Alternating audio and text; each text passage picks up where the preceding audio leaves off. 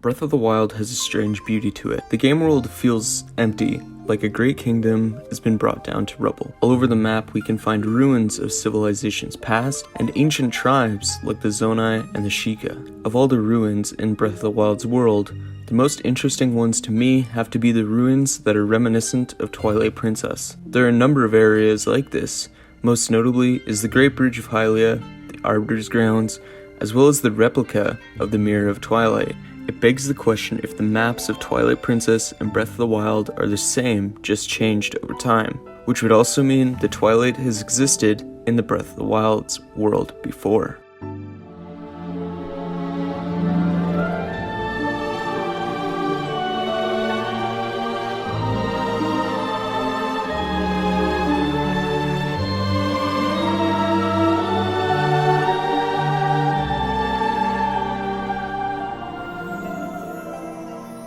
But as Breath of the Wild has aged, the idea slowly left my mind and was forgotten, until the sequel for Breath of the Wild had its first trailer shown. In the trailer we see not only a mysterious green magic, but we also see the spread of malice. This admittedly got my mind going down into a spiral about what might happen with the reawakening of Ganon. In a video I did a few months ago, I talked about the possibility of Ganon's awakening actually being at the very start of the game as a catalyst to the new game's world, as it's been confirmed that the game will take place in the exact same Hyrule as the first game. In the trailer, there are two key things to note from a story aspect in my opinion: Link being burned or grabbed by a green magic, and the explosion of malice. With these two story pieces, I think that the game can delve into a darkness not seen in this version of Hyrule for a long time. The Twilight, or, well, a version of the Twilight.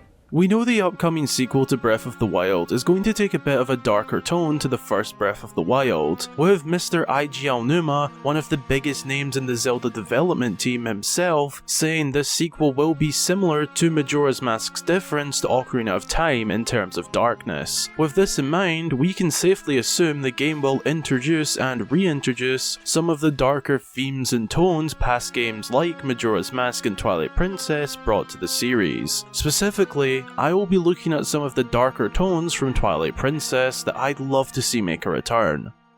Ghosts, phantoms, and just the living dead in general is something from Twilight Princess that fascinated me. From the pose that we collected souls from, to the mummified monsters of the Arbiter's Grounds, and especially the people of Hyrule that got trapped in Twilight-infected Hyrule. It was super eerie and spooky seeing the kingdom shrouded in darkness when it would normally be a really cheery place. I feel the Breath of the Wild sequel could repeat similar themes with the undead and spirits, especially with whatever the green magic energy stuff is seen in the trailer. This could work really well with all of the potential underground exploration, as it looks dark and gloomy and just very spooky in general. The sequel is likely going to take on that sort of theme, and I think taking some aspects from Twilight Princess would really add to it. I think seeing areas of the map covered in darkness could add a new depth and reveal new things about the map we did not see in the original game. Maybe the darkness could bring forth places like a ghost ship,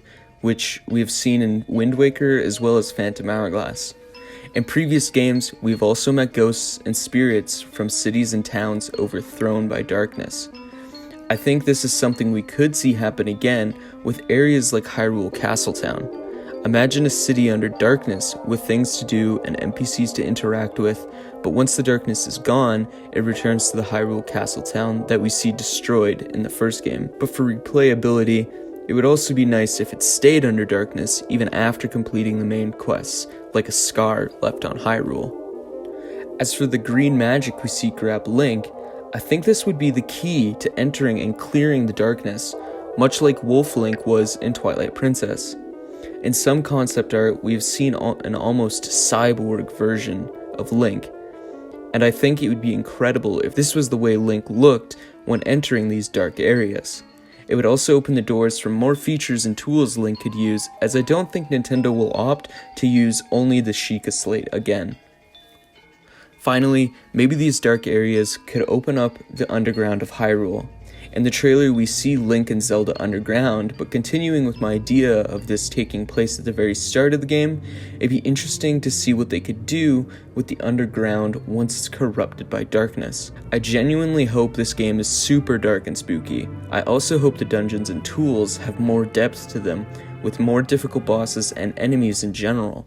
Another thing from Twilight Princess that would fit right into the environment of the sequel is mature themes. Besides Majora's Mask, Twilight Princess is definitely the most mature Zelda game, possibly more mature than Majora's Mask due to the realism the game offers. The sequel to Breath of the Wild could make use of a lot of unused concepts from the original, which had a much darker tone. Concepts for the first game consisted of demonic looking monsters, enormous spider-like guardians, and just all-round terrifying ideas. More of them can be seen in the Creating a Champion book. From the trailer, we can tell it will be a bit more mature in terms of darkness and scariness. I'm not saying the game should be turned into an 18/M rated game, but toning it up to a more mature themed tone would be really exciting and interesting from the developers.